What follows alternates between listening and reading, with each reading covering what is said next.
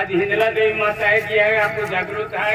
जो दी जागरूक जोड़ाए तो दी देव जागरूक रहे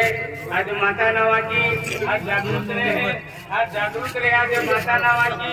आज की है वो होना दी वो है आज होना दी वाले आज ओदर होते आज ये की माता आज आशीर्वाद की आज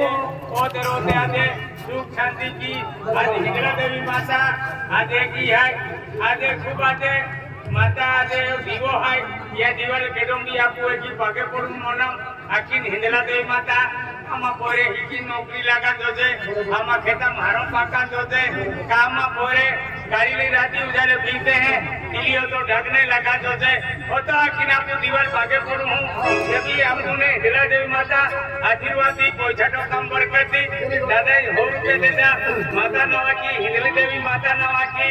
आज माता आज एक ही है खातो ना पता पब्लिक का माता भी फिरे है आज हमने देखी है एकदम बड़ी मोटो बाप हो रहे तीन के की ओटी कोरी चूड़ी भांगी फिरे देखी अकुरा देखी एदा पब्लिक का में माता नजर तो ध्यान होवे है अबो होनरो वाला वसंत दो हां होनरो वाला वसंत ना जी 20 रुपए देता माता आशीर्वाद की आज होकर होते आज कोई छठो काम बरकत दी तेल भी खेती बाड़ी बरकत दी कोई की भी आपको भागे छोड़िया बारामड़ा वाला रंजीत दादा सिंगल हो हां हां देवी माता की आशीर्वाद चली चली हां हो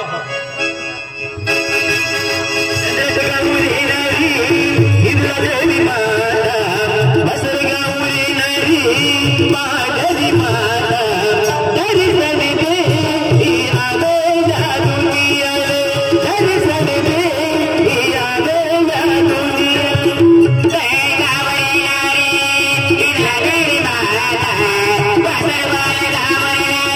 माधवी माता दर्शन दे आवे